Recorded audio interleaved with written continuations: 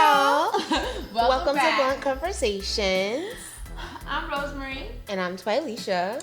So this is going to be our magical episode since we're going to be talking about all things Disney and fairy tales.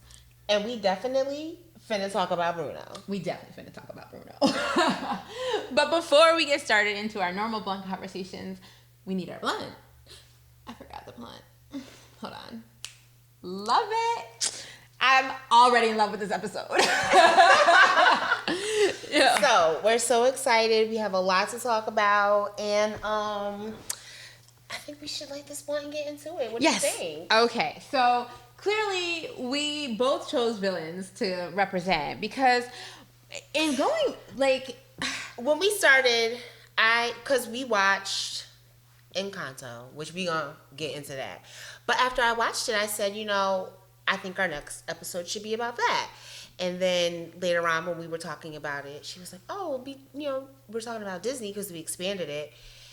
And then I was like, "Can we be villains?" And she was like, "I love it." Well, the thing is that now I will admit I was your normal girl who loved Disney movies and grew up, and I had the VHS set. Like, I'm dating myself, like old AF, but I had the Disney VHS set, and that shit was fire. I had Lady and the Tramp and Sleeping Beauty, and at one point I was gonna name my daughter Aurora. Like, I was a raving lunatic. Okay, I was your normal girl. As was I. I really enjoyed. I just enjoyed fantastic things. And Disney was giving me what I needed for the time. It was giving me colors. It was giving me songs. It was giving what it needed to give. The bops are still bops. The bops are bopping. We're gonna dig into it, but we were definitely still we were seething and jamming at the same time. Absolutely.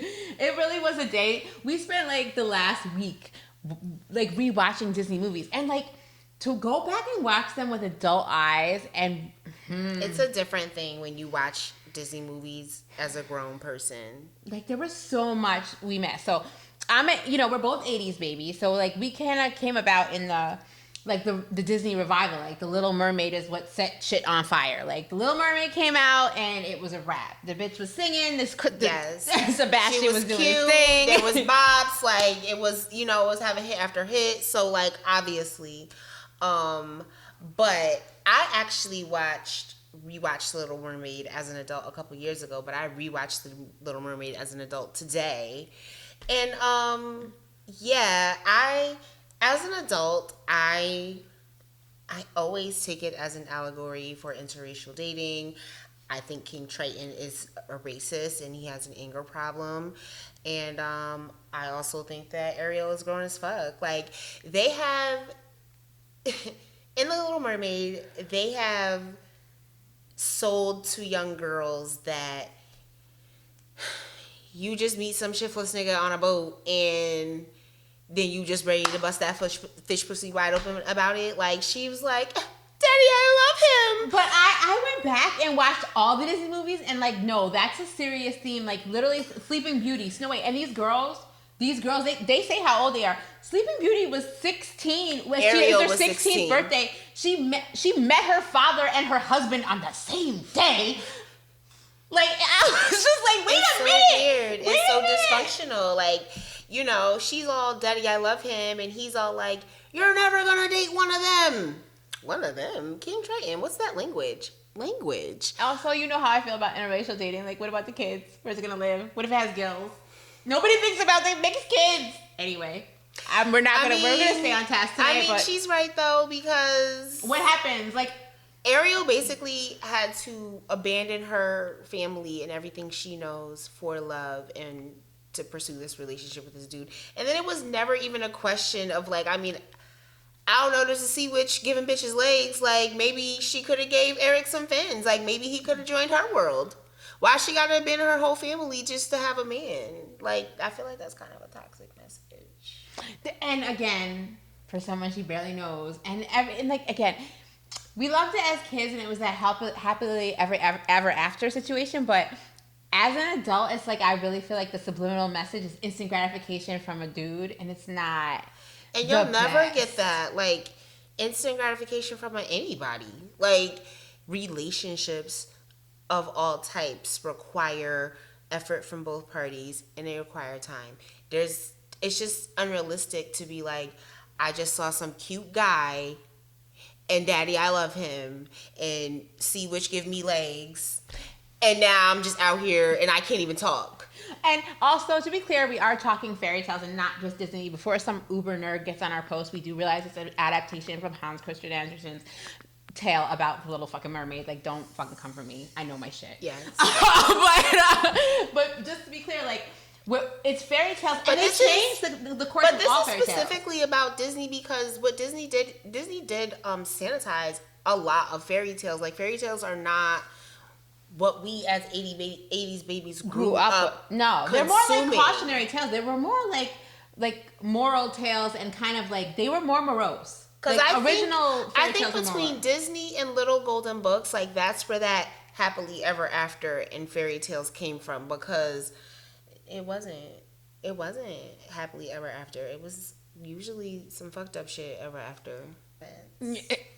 Yes. Oh, so this is our season finale. I don't know. I think so, because this is our 10th. Yeah, this is our 10th episode. So like it just so happened to work out. So yes, that's what I always picked up as an adult in The Little Mermaid.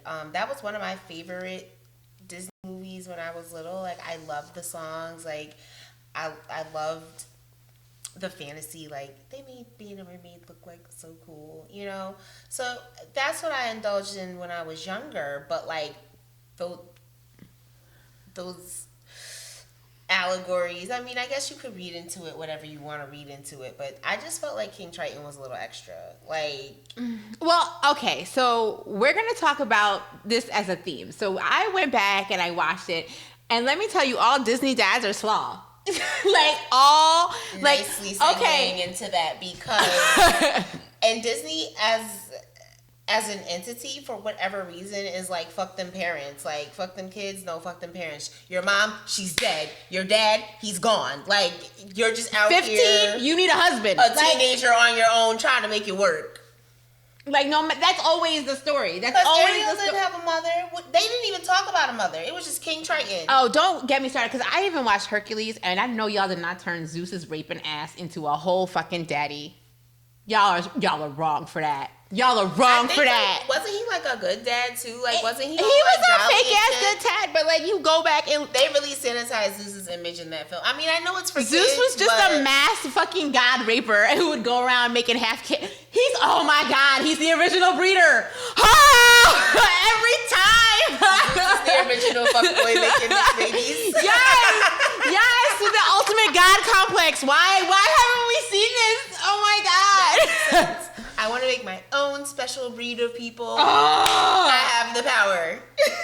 And again, I do. Like mixed kids tend to be like talented and whatever, but usually they're fucked up, like, because they have parent issues. But anyway, we're gonna stay on task. So Disney does this with the dads, and it's so funny to me that like it gives them either no stable family, and then instantly is like no. And the other thing was, in 2 of these movies, it was for property. They were married. Okay, I watched Aladdin.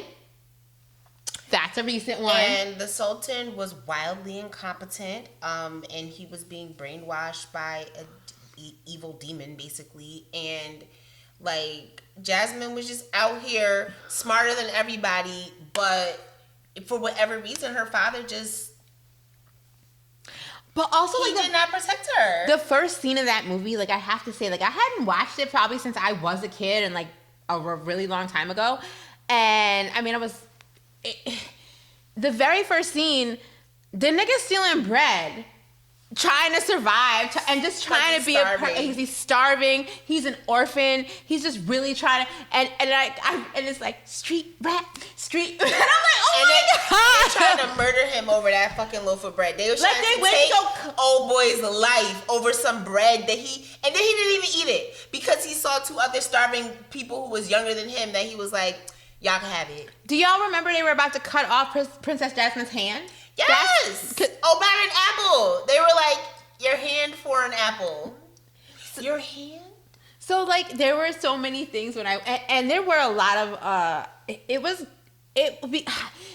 cringing on some of the stereotypical things that they did in Aladdin too, because there was like, they had like all the shiesty like salesman guys in the beginning, and it was giving Jim Crow early Disney. Like they gotta slide it in there somewhere. Like it wasn't quite giving I definitely think, culture as much as it was giving stereotype.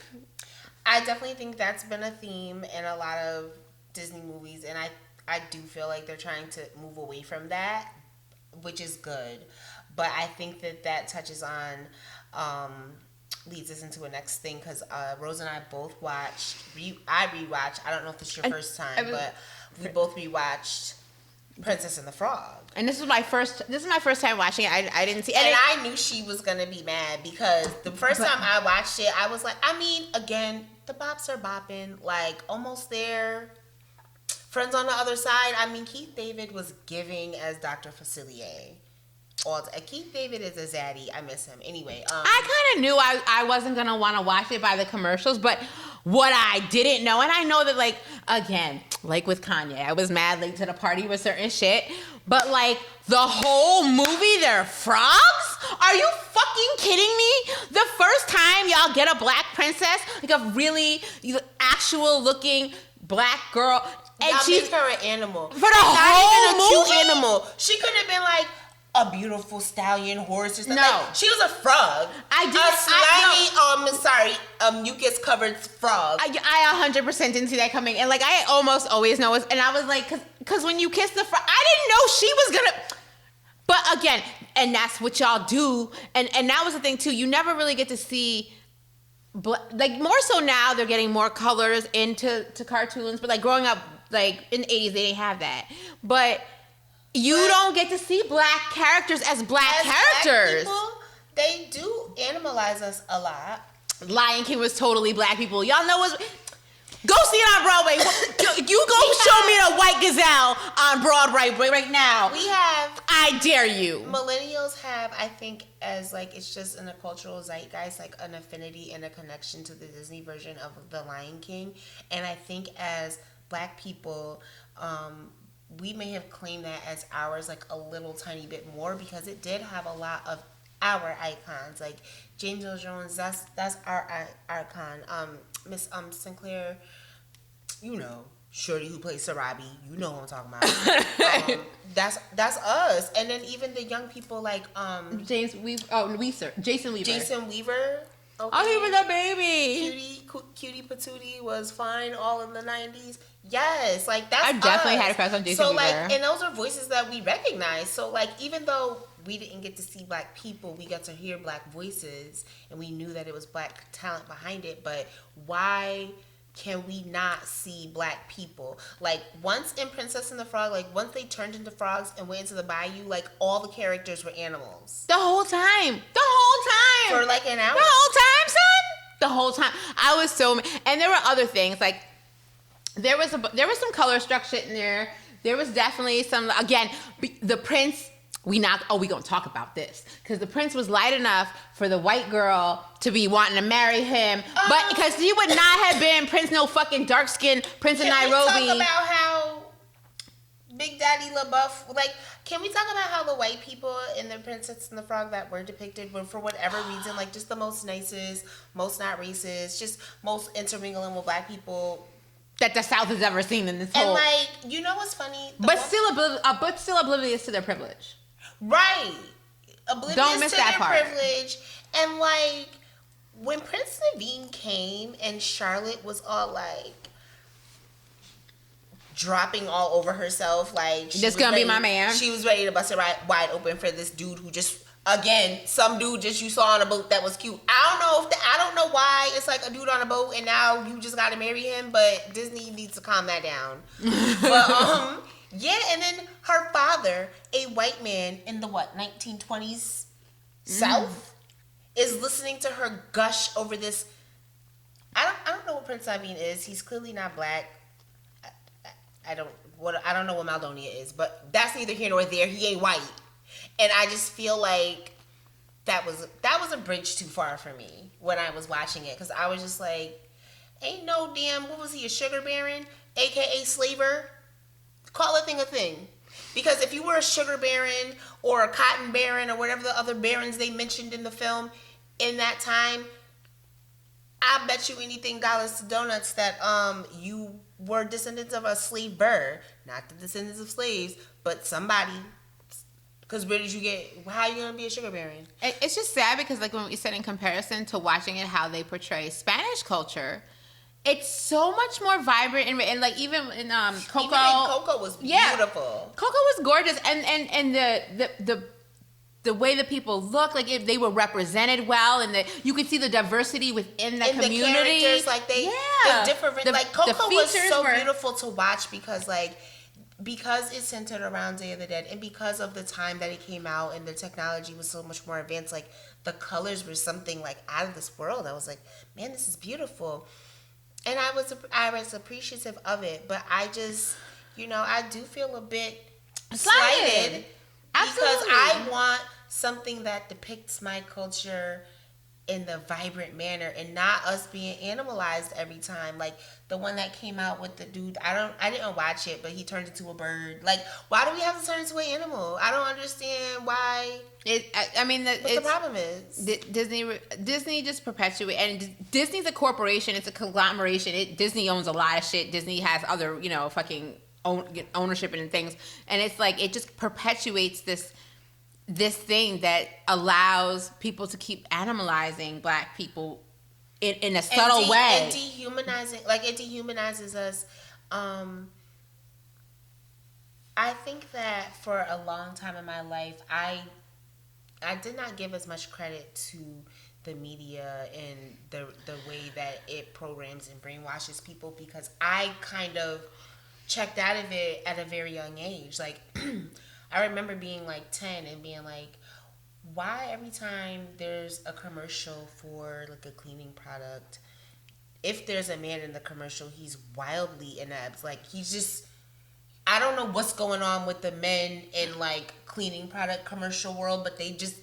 They can't even do it. And then if there's a man there, but typically when I was growing up, those products were always being marketed to women, and I clocked it when I was like 10, so I just thought everybody else was aware. I remember by the time I was in high school, like, I wouldn't even listen to commercials. Like, I would mute them, or I would change the shit. Like, I was just like, but I was telling her, I didn't know people was people really, are like, really on it like this. People are really tuning into the messages and looking at media like this is life. Like, I always was like, a movie is a movie.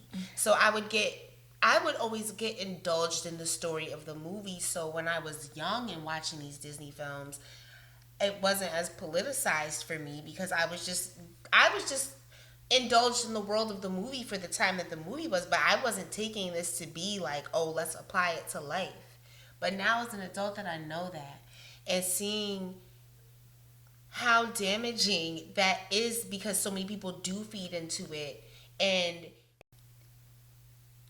we're not getting good promotion. Like, we're not getting proper portrayal. Saying, like, most people are not remarkable. Like, and that's the thing too. Like, I told her, like, it was told to me from the time I was young, because I really wasn't allowed to watch a lot of TV because my mom did see a lot of the racist programming. Again, my white mother would point out to me that they always would put the black Barbies and the black Cabbage Patches at the end of the commercial, and like that they wouldn't show people of color. Like, I had a tantrum once because I wanted a white dog that I thought looked like me, but whatever, that's another thing. But anyway, I got to know that we were really consuming. A lot of people are really absorbing this, and that's what's dangerous about these subtle things that they're sliding in, or the things that they're not showing. There's a lot to be said for what's not shown. Like, as I'm watching the movies, and like, even now we have Moana, they're portraying Polynesian cult, like, ish, it's an amalgamation, but you get what I'm saying. There's a certain level of representation, and I don't believe that there was any point in Moana where she had to turn into an animal. Like, I feel like she has to be a person the whole time, and a strong one too. Like, yeah. Like, I just don't like, even like, you want to, even Pocahontas, like, you just every other like representation, but again, even in those, like, it's strong female leads, which is something I did want to talk about, because it's like, it's interesting a little bit more of it now, but there's not really male like characters, and the ones that they have are very shallow. I think that's been. I think because of the legacy of fairy tales and the Cinderella princesses and things like that, Disney has gotten so ingratiated and it markets itself to children, but it is, I think, very female centric. There are not too many Disney like princes. You know, we have Hercules, we have the Prince of Egypt. That was Pixar, I think. But Emperor's New Groove. I don't know what that was. I don't remember. But anyway, you know, it's not as many. It usually is a female led or a female driven film or Aladdin. Aladdin was he was the Lion King technically male on male. No, it's a person. Yeah, but no, he wasn't a person. He was a boy lion. But yeah, that was another thing in Princess and the Frog that I just didn't like. Like, first of all, by 7 minutes in, like, Daddy gone. Immediately, they be getting the fathers out fast. They be Daddy's chopped, and by like 8 minutes in, we're into Tiana's like, I'm the hardest working worker black woman in the world. Like, yo, she had me stressed. I don't like the portrayal of black women and black people as these superhuman. They can just do all the work and they can just have all the joy. And she still could have lost everything. And it was like that was the thing too. Like that just had me stressed. Like no other Disney princess had me stressed out while she was going through some shit. Like she was working 2 jobs, fucking trying just to make her dream come true. Her friends all, I told you she wasn't gonna come. And I mean, you get it. I understand, but like I remember. It's an ashtray. I'm sorry. Are you all set with this? No, can you say the ashtray? Oh, I'm sorry. Yeah. By the time they were like in the bayou and Prince Naveen was just the laziest fuckboy in the world. I don't know. All he did was mince some. Remember, all he wanted to do was lay around and play music. Like I just was noticing how, no matter what, Tiana was just working, taking care of everybody. Prince Naveen was my dad. And then like, by that point in the movie, I was like, what do we know about Tiana besides she's a hard worker and she want to have this restaurant? Like, what do we even know about this girl besides? All she do is work. and she believes in hard work. And, like, it was very bootstrappy to me. None of the other Disney princesses, they wanted to work. Like, Cinderella, she worked for a second, and they were like, that's enough of that. Like, they were like... that. She got to marry a prince, a real prince, not a broke-ass, fuckboy-ass prince whose family cut him off because all he wants to do is have fun. The only black prince ain't had no money. Was he black? I mean, whatever he was. He was broke. He was a broke ass nigga and a shiftless one at that. And I just, when they were like going to see Mama Odie and she was rowing the boat, and I was like, no, this nigga is not laying here strumming a twig with a goddamn spider web on it. Like none of the other Disney princesses and princes. But here's the thing: none of the other Disney princes and princesses they show that dynamic. Absolutely not. Like Princess Jasmine, like as soon as Aladdin was I'm trying to change my entire personhood for this woman. Like I want to be what she needs me to be, even if I gotta use magic to get it.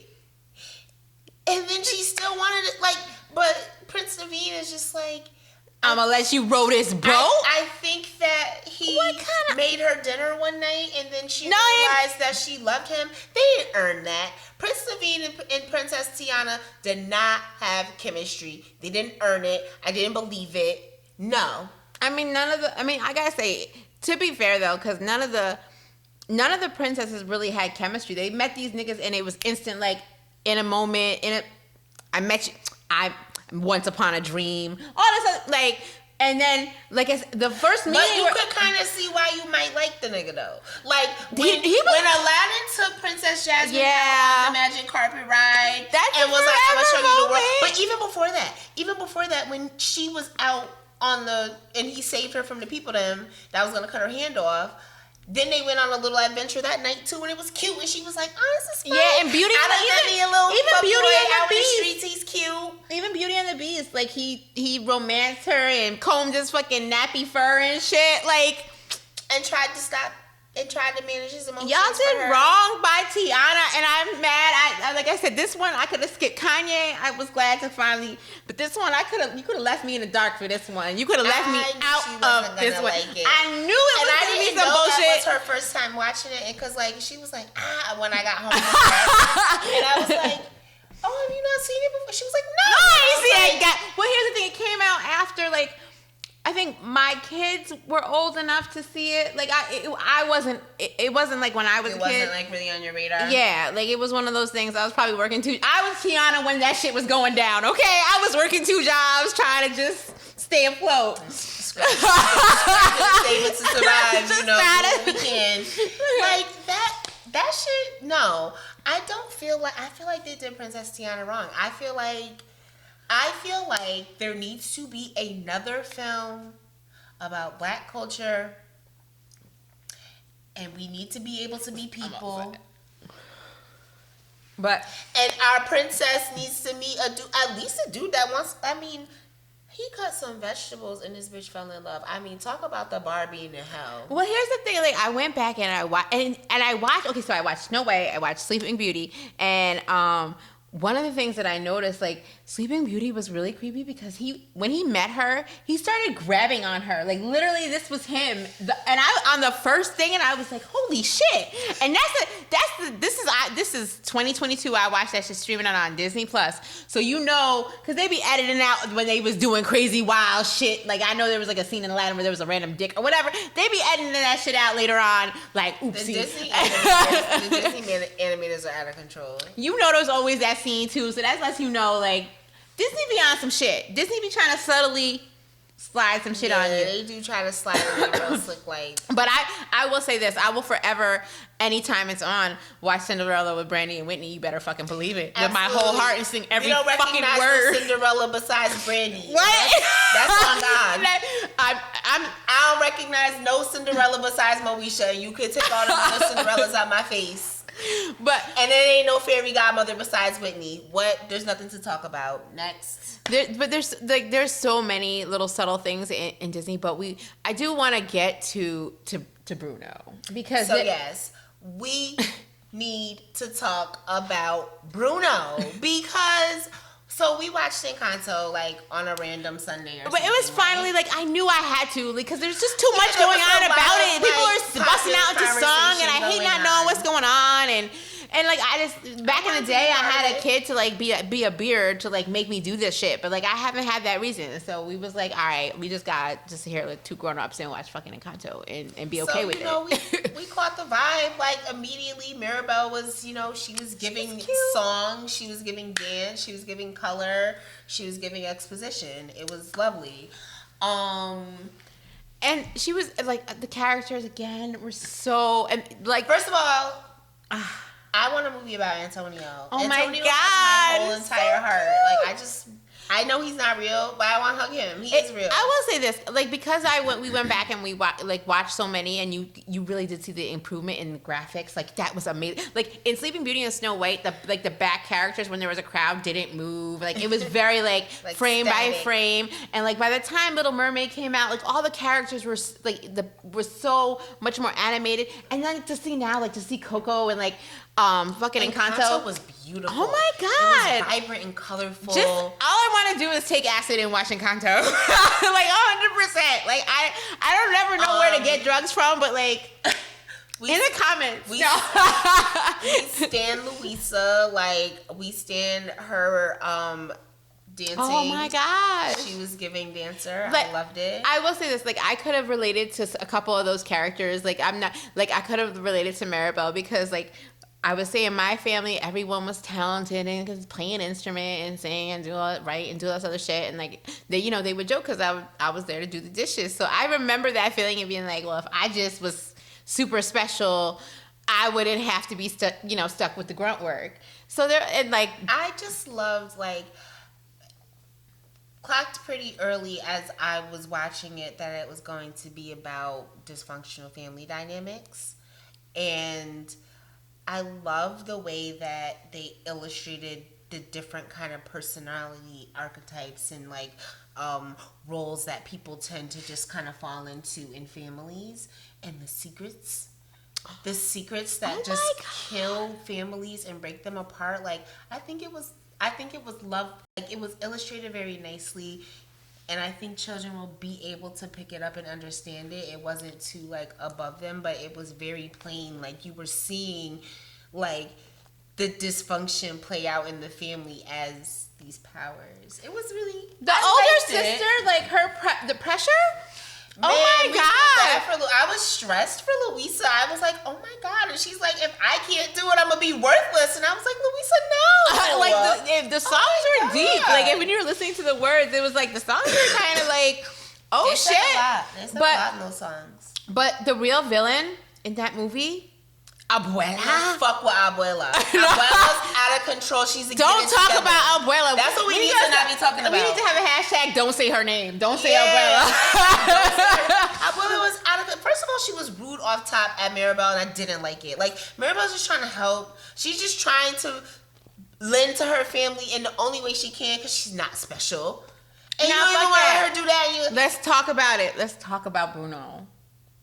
I don't like how Shorty, Dolores, that could hear a pin drop. How at the end you're gonna be like, I always knew he was there, so I could hear him moving around the walls like a fucking weirdo. Like y'all just gonna let Bruno live in the walls because he's the only one in the family who can admit when people are sucking dick. Like that's the thing. That's not fair. Why he was banished was because he speaks the truth, which I think is really cool. Because if you think about it, he's the black sheep of the family. So a lot of y'all see the black sheep as the successful one that goes out and does their own thing, and they gotta like disconnect from their family because if they don't, they won't be able to do these things. And y'all want to make a whole song about something. Don't talk about this. No, we gonna talk about Bruno. It was y'all wrong. Y'all are wrong. Sad, like when Maribel discovered like he had been living in the walls. And he had the little drawing of his place setting because he couldn't sit with his family no more because everybody just couldn't deal with the truth, and they would get mad at him because he would tell the truth, and that's such a real thing. Like that's just some real life shit. Like for that to be in a children's movie, for that particular thing to see somebody ousted and like ostracized from their own family for doing nothing but telling the truth, is deep as fuck, and we need to talk about Bruno because they did him wrong. They did him fucking dirty. But real quick though, can we talk about the fact that the whole reason that they were like running and had to flee for their life, and then when the real shadowy villain was some white conquistadors that they just like briefly showed for a second, they weren't even shown. It was just shadowy figures, and like there was like some backlighting on the hair that might have suggested they were blonde. No! It was white people. Those white people killed that man in front of his family, his wife and her 3 triplets, and then they had to make an enchanted city to protect themselves from white people. And they want to gloss over it because it's Disney. And you know what's crazy is that's what made Abuela so hardened. Her fear of white people. If you really want to get into it, that's what made Abuela so fearful. And that's why she was so worried that everything had to be exactly just so. Because it doesn't sound like prior to this there was magic and enchantment in her life. So I guess white people like, could just kill her husband in front of her. You know, I don't know how to keep it. Maybe how we keep it is being exactly on point. And I think that when Maribel didn't get a power, Abuela, I think she like subconsciously held it against Maribel. Oh, not hell because yeah! She was so scared. Like when Antonio went up to touch, heart. Make Antonio a movie. We need a movie on Antonio. Like he's so cute, little self, and the animals. He said, "Yeah, I can hear you." Oh my god. Anyway. When Antonio went up to the door, Abuela was fucking stressed. She was pissed because she didn't want to tell the truth. And the thing is, if she had just told the truth, none of that would have happened. So much of it was the truth because if you think about it, Bruno's power was the truth, and he was punished for it. And then Abuela's like way she lashed out at Maribel for the. Oh my god, yo! I was not feeling how she attacked Maribel. I don't fuck with Abuela. Isabella having to be perfect? Like Isabella, like everybody in the family was like Shorty, Heather, the one with the weather. She was clearly a basket case, like, and she could have like never keep it together. And I was just like, yo, everybody in the family shuts the fuck out because they're trying to put on this facade of perfection and, you know, just this. We're above it all, and we can take care of everything, and you know, we can't show any cracks, but. There were clearly if you don't acknowledge the cracks, yes, they will tear the whole fucking house apart. If you acknowledge them, you can repair them. That is true. That I feel like if that's the real message of it, and that's what I hope people got from it. But I definitely was like all I've been hearing is like all the song like we don't talk about BRUNO, no. I mean, and I'm like, and it, like, but I had no context for it. And like once I heard it, it's like when you know fucking. What's the Cotton song? Like you all of a sudden you're like, oh fuck, like you like no, but I like that particular song is coming out because I think that in a lot of families there are family members who are BRUNO. There are family members, I think, in every family where the family's just like, like when Rose was like, put it back, put it in the back of the bag. Like BRUNO got put in the bag. Like some. It was so sad. Well, BRUNO, like you know, he didn't mean nobody no harm, but what's gonna happen is gonna happen. Like, and that's just what it is. And I think that that's been a theme through probably both of the seasons. Like, you can't tell people their second date because they just can't take it. Like, they just can't deal with what's real. And I think that this movie is so illustrative of that. And I really did enjoy the film, and I enjoyed the music, and I felt slighted because I still feel like I want to see something like that for black people. That's the thing. I was watching it, and I was like, look at all these. I was like, look at all these different Mexican people in this movie. Different shapes, different colors, different hair textures, and the way they moved. They had the like, and you want to see that. It was very rich. I loved it. I really did. You know, it's been great to go through and really grow up in this era, like to be able to see things go from like Cinderella and then to be able to bring my kids to something like Black Panther. Like that was cool. Like to be able to have my boys be excited about something that looked like them and like that was a moment in time. It was a moment. Peace, Chadwick, we miss you. We love you. That was just the saddest moment. Like, but yeah, that I definitely am glad that you're starting to see it, and you are starting to see more, you know, Ryan Coogler's and black producers, and you know, that's always going to be something that I feel like we're going to have to champion from the bigger Disney, you know, the conglomeration, like the machine runs this country. Mm-hmm. So I really hope that we see more independent, you know, updated fairy tales because I still, you know, like I said, I still love a fairy tale. Yeah, I love a happy ending. I love the concept of, like I said, illustrating those roles and those archetypes as superpowers. Because when you're in your family structure and your family dynamic, whatever role you particularly take to is important to you. Like, I think, like, I felt so strongly for Louisa because I was just like, that's a thing. Like certain members of the family is just like, she got it.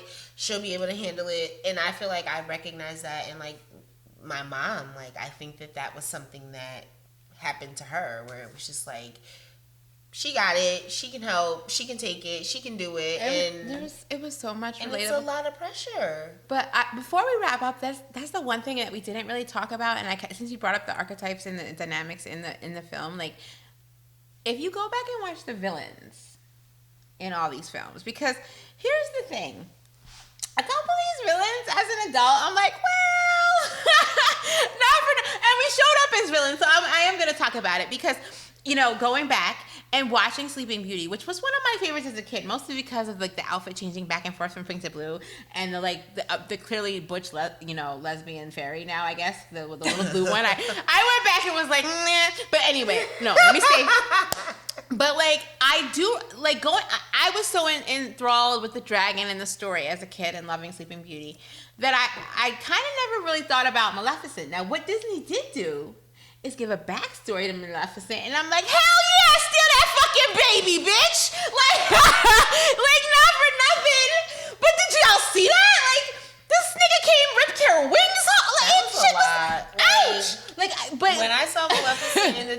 I was like, well, I went to actually go see it in the drive-in, but that's neither here nor there. But yeah, I was like, holy shit, like, can you? That would be like if you like invited a nigga over for like Netflix and chill, and he chops your arms off. Like, what? And they're like, she's the bad guy. Like, I think he's the bad guy. I just, like I said, I went back and watched some of them, and like, you know, with the Queen of Hearts, it's like, well, she was a crazy bitch, and you were in her land. Like, you know what happens when you go to crazy people's houses? You get what you show the fuck up for. Like, you just. Right. But stay off of other people's property in the first place. Like, why are you all? And I mean, even with Scar, like. Scar is mine. Karen is my shit. What? Like, again, and Scar is he's so witty and he's funny. And he is the ultimate fuckboy. That's why you love him. You always are down for a fuckboy. I keep telling you, like, but Scar, like, no, Scar had that like. Killmonger. I was like, what? I'm a mess. I got it. But no, but like you saw, like with Scar, it was the jealousy of his brother and like the fact that he could never, you know, have this certain position, and it was. And I think that if it was able to be discussed, maybe he wouldn't have grown up to be so bitterly resentful of his brother that he murdered him. You know, sometimes we need to talk about it. Secrets kill. Talk about Bruno. So that our Free Bruno. So that our families don't fall apart. We gotta talk about it. But I definitely think that sometimes those meetings get glossed over, and like it's like I love that I going back and watching it as an adult. Like I definitely was just like, I remember the songs and the colors, and then like I went back and I was like, oh shit, like, you know, because now that I'm an adult and I've lived through and I've had my fuckboy phase, and you know what I'm saying, and I believed in Love is Blind. Now I'm like, well, let me go back and watch some shit, because I think I might have missed some things, and I clearly did. So I definitely was down for watching this. I think this was a little bit more fun than the Black Man episode. Yeah. I think there was definitely some more bops. So step your games up, Black Man. I definitely think that this is ending on a high note for season 2.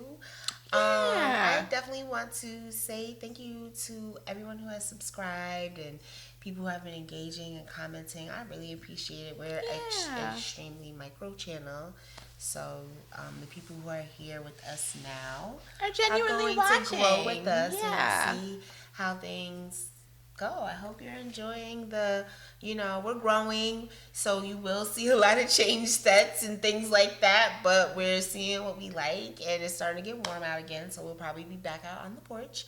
But I'm looking forward to like doing some summer stuff, but I know that we both are probably gonna take a minute to do some normal shit, and also have some lives to tell you all about, because otherwise, like, we're just gonna be some crazy cat ladies talking to you like in like Disney princesses. So on a Saturday night instead of out.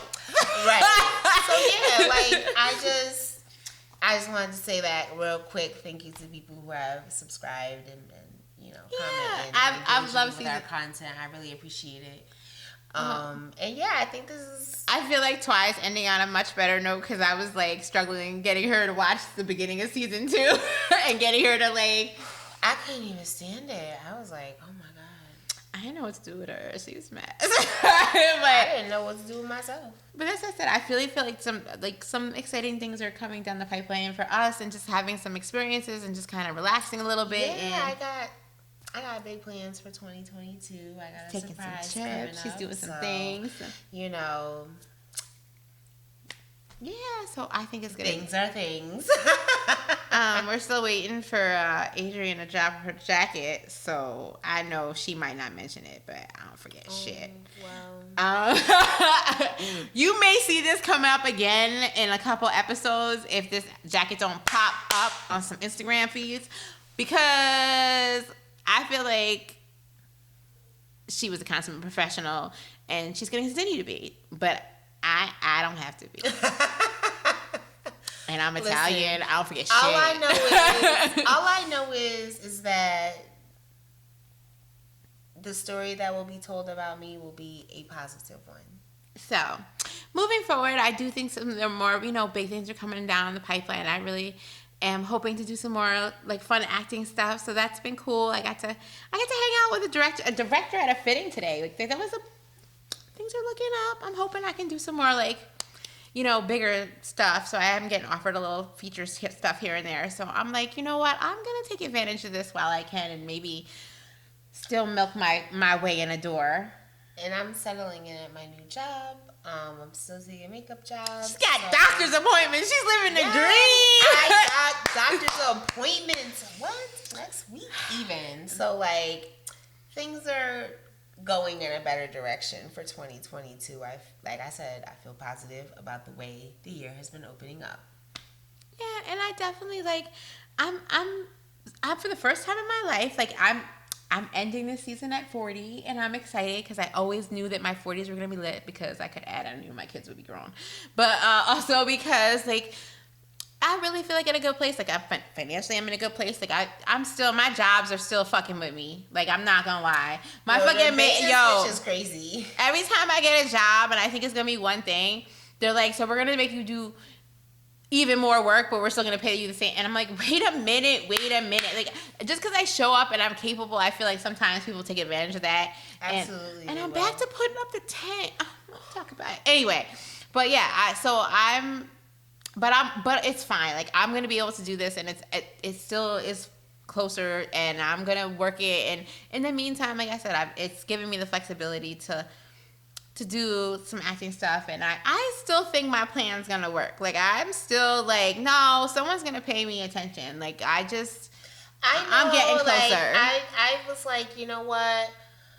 I'm getting closer to what I'm looking for. The other situation wasn't exactly what I thought it was gonna be, but it just also let me know that I was right in my assessment of the situation with the jacket. I was like, yeah, people don't want this. Like, and it's a fact. Like, I can't be outside. It just, I can't do it. People are gonna be like, what's going on with this jacket? So yeah. And I'm gonna wear her jacket on set too. I've been waiting for it, like, the right time. It hasn't really. The weather's been crazy. It's either been crazy cold or crazy hot. Like, there really hasn't been an in between. It was like 80 degrees today. Like, I'm loving living in the sun. Oh my god, like, I can't wait. Yeah, I'm definitely gonna tan and then, like, put my hair back and stuff. But yeah, we're gonna wrap this up because I got a couple TikToks to finish. Yo, if you subscribe to my channel, follow my TikTok. My TikTok is lit. Like, I'm kind of like a good video editor and shit. Like, No, she's doing a good job. I will say I've been doing some TikToks, and I'm like, occasionally it goes well. Like, I swear I'm the worst. Like, I really gotta work on my transition stuff. But, like, people be watching, I'll be like, okay, I'm gonna put them up because yeah, I don't know what the secret sauce is for any of these social medias. Like, I can make like, some of my favorite TikToks be having like 53 plays. Some of my TikToks like be getting like 2,000 plays. Some of my Instagrams got 10,000 plays. Like, I don't know, and I just be like, well, what is it? I'm giving fire looks in every one. No, she does. It's so funny because I have like 90 followers, and I'll put up something and get 800 plays, like, consistently. And I don't be having fire. and I watch it because, but I just do it because I know, like, again, like, she made me get on there because I'm like, it's a platform, and apparently y'all have the attention span of a fucking gnat. But it's a thing. So follow her because she's very talented. Always at the Face Goddess, I'm at in there, but yeah, we're gonna take a moment to ourselves. Enjoy the stability that we have introduced into our lives in Georgia. Like, I feel like we're both putting down roots and making this home. Yeah, I'm making friends. I met with a friend today, so, like, I think things are going well. I was gonna say I'm actually I still really haven't proud. met a man, but if you know one, send them my way. No, I've actually made a couple friends on here, and I am still seeing the same guy. Like, I'm so proud of myself in the realm of dating. Like, it's just that if he's not going to be nice to me, I'm not going to be around, but he's been consistent, and it's just, like, nice to know that those options are out there, and, like, it's nice to kind of be settled a little bit in the fact that you know, like I finally got a job and I got a car. Like but this has been a year. Like we really did a whole transition. We did 2 seasons, and like I feel like I can finally be proud of some of the headway I made in Georgia, because like I went from just being a COVID PA to being a direct, like, you guys have seen the ups and downs. I've been a waitress, like, not a waitress, I was a hostess. Let's not be crazy. Let's not get crazy. But I'm really proud of us, and so we're gonna season 3 is gonna be lit. You know, I got my new job. I'm making plans. I'm doing things. So I'm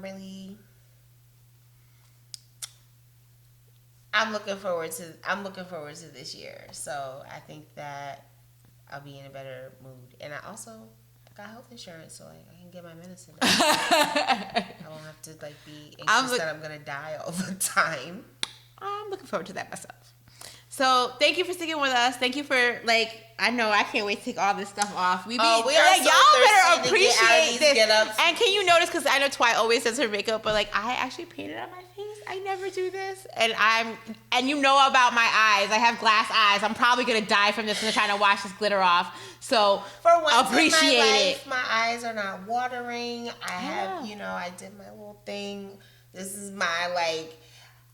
Y'all, I asked Rose to look for me a white wig. I was trying to get more onto it, but she tried to glue a shell on her titties. Y'all need to appreciate us. I did try. We be doing a lot. I had a conch for shell. Our 43 followers. We do a lot for y'all. Y'all need to respect us. Yes, and we had to tell our editor because he was like, "Can we do it another?" And we were like, "Actually, we're in full makeup." So because I'm not.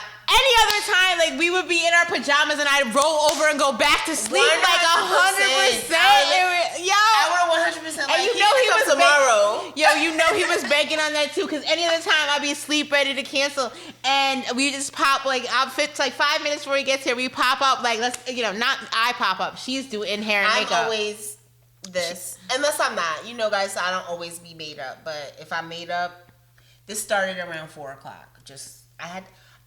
I have a wig on, so it's a process. I usually, like, this was a lot, but like usually it's like 20 minutes tops. Like, yeah, I had a black girl moment. I helped her like part her hair. Oh yeah, but yeah. So appreciate this. Just saying, it's a lot. So thanks for sticking with us. We'll see you for season 3.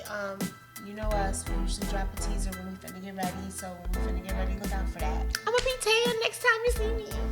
All right. Bye, y'all.